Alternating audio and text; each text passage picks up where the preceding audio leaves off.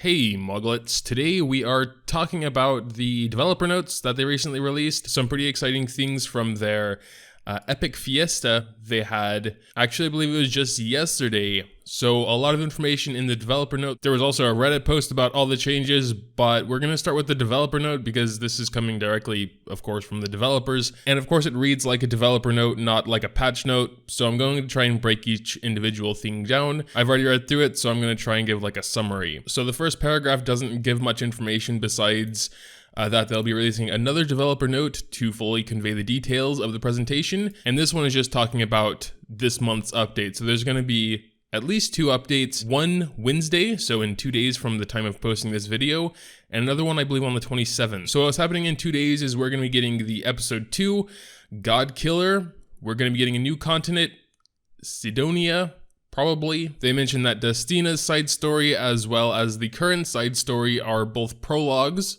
to episode 2, and then they talk a lot about the story, which I'm not really going to get into. Oh, actually, I guess it'll be on the 13th, but it's kind of weird with time zones, so I said Wednesday. I guess technically it's Thursday. Whatever, it doesn't really matter that much. It's this week, so it's cool. But yeah, Sidonia will be a full-fledged map, just like episode 1 with its 10 stages, but we'll only be getting 2 of those 10 sections in this update.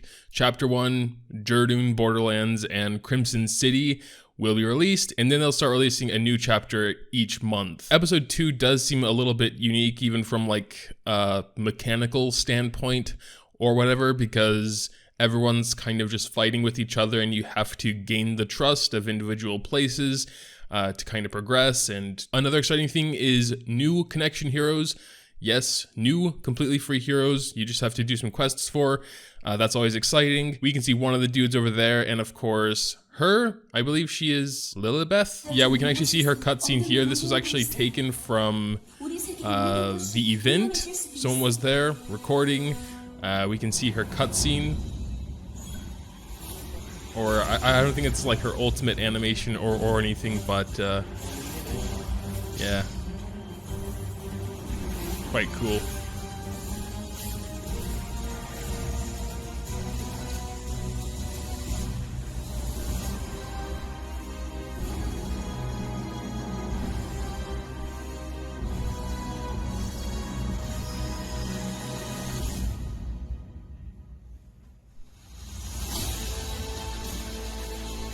But yeah, we'll get to the Reddit post a little bit later. Again, want to go through the actual dev note first. But yeah, new connections with new heroes, always nice. And she is very cute, so they say more than 15 new 3 and 4-star heroes waiting for you in chapter 1, and some of those can just be made through connections. New monsters as well, scorpions and griffins. Ah yes, this is what I was talking about earlier, the trust and harmony sort of system. So from what I understand out of that, they're basically removing world difficulty mode, and they're just gonna have like a constant sort of side story thing where you can get catalysts much easier, because they say they wanted to sort of separate the grindy farming from the actual story of the game. Regarding the trust thing, quote, "In this barren land, there is no such thing as trust, as each city-state is at odds with each other. Due to this situation, there is no need to even talk about the outsider, Raz and his party. Episode 2 focuses on winning the trust of these city-states through various adventure content. Even if you clear all the quests in each of the city-states, you still have to win the trust of the heads of the city-states. These heads of the city-states may either test you or demand something of you. If you can build trust, you will gain treasures and the breath of Orbis. And this trust will greatly help Hares in the future when they face a huge threat." So yeah, more breath of Orbises, which is always nice because we will in fact be getting the Alchemist's Steeple. And yeah, here it talks about episode 2 is going to have about the same difficulty as episode 1. In normal mode, so normal difficulty, you can see that here. And here it talks about the changes to world mode. It says, additionally, episode 2 will not require players to repeatedly farm certain stages in order for them to become stronger.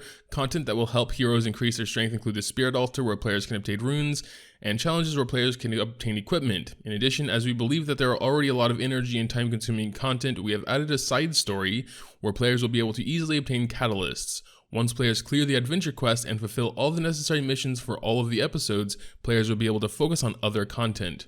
In the future, players will be able to fully experience the storyline in Epic 7 without interruption. And you can see here some reputation quests where you can get epic catalysts. Players will be able to experience world difficulty of adventure mode in the new side story Unrecorded History. And again, they talk here about how adventure mode shouldn't really be grinded. It's like story mode, it's adventure. You're not supposed to just repeatedly do a stage over and over. There's also this note, which I'm not fully sure about. It says the AP exchange points that players had obtained from previous adventures will be transferred to the unrecorded history, and the exchange points for the existing adventure will be set to 0.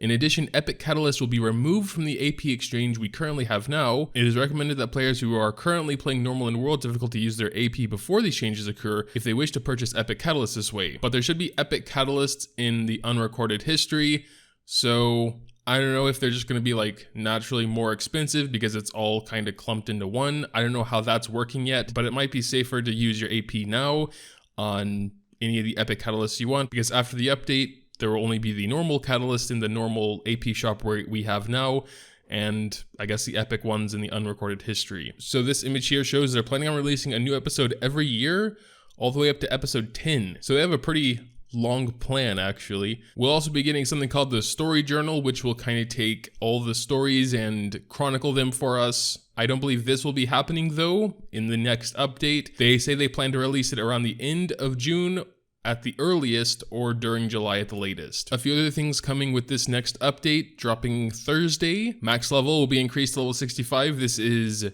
like account level, not character level. Secret shop going to 13. Rage, Unity, and Immunity set added, maybe to the shop, maybe this is all shop stuff, and then increased probability of high grade equipment, so that might just be all for shop. We also got urgent mission improvements, significant increase in the drop rate of 3-star penguins, accessories added to Goblin Gate rewards, gold from bounty huts increased, and difficulty improvements. They will be removing urgent missions from world difficulty, which is of course just the side story unrecorded history, so no urgent missions there. You'll still get them in adventure mode though. Difficulty lower, rewards higher, and yeah, again, just talking about rewards and high level accessories, blah, blah, blah. And then we get to something pretty interesting. This 100 floor challenge that resets every month. Unfortunately, this is not coming Thursday. This is coming at the end of the month, and we won't actually be able to play it until the 1st of next month. I guess that's to prevent like the really hardcore players from completely finishing the 100 floors in those 3 days, if that's actually possible. I don't know if we have a limited number of entries per day. 100 floors and players' progress will be reset on the first day of every month. Enter it on the 1st of July. Epic accessories, accessory charms. The sets and stats for the accessories are good. You can also get Molagoras and Galaxy bookmarks. The enemies and the rewards will change every month. Also, if lots of people get to 100, they're going to make harder floors, I guess, or maybe a separate hard mode with better rewards and everything. And then here's another exciting one, the Sanctuary Reconstruction. Alchemist Steeple is open. Here, we can craft high-grade hunt ingredients, equipment charms, change catalysts. Okay, that looks a little bit confusing right now, but we'll figure it out. So I believe all this stuff we're talking about now, including the tower, will be in the 27th update. So yeah, it's pretty much what you can expect. It's alchemy. I mean, you can see it in the image. They're taking several different things and making an epic catalyst. You can also use Breath of Orbis to improve it. I assume you'll probably just need less ingredients. It'll be cheaper. Also, the Steel Workshop is getting changed. This is super exciting. We can now craft accessories.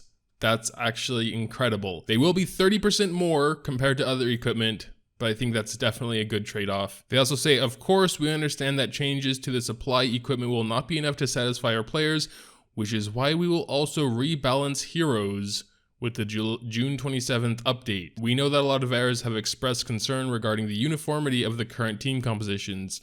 Cough, cough, ML Ball, ML Aura. Through the rebalancing that will be carried out in June, we, the developers team, are excited to see original and diverse team formations. We plan to carry out rebalancing patches regularly in the future as well. So they don't specify which heroes will be getting rebalanced, but will be interesting to see. Then they give us a brief sneak peek at the July update, regular season for Guild War, all bosses in hell difficulty of Raid Labyrinth, and they will be releasing some more developer notes. Those are more focused on the story and art and everything, which is still really exciting and really cool. And that's pretty much it for the developer note. I went to check the Reddit post, but it's been removed.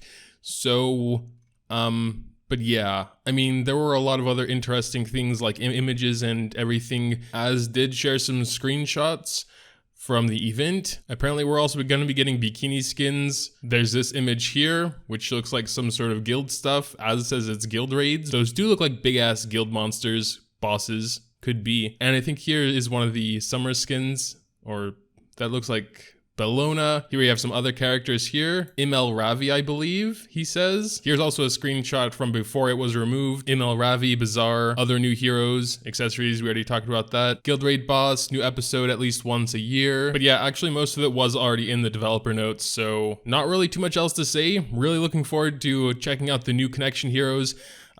Any other new heroes? I mean, there's going to be a lot of new 3 and 4 stars as well, and those can be just as exciting if they have interesting skill sets and can be useful somewhere. Why not? With this new 100 floor tower, we definitely might need some more unique characters.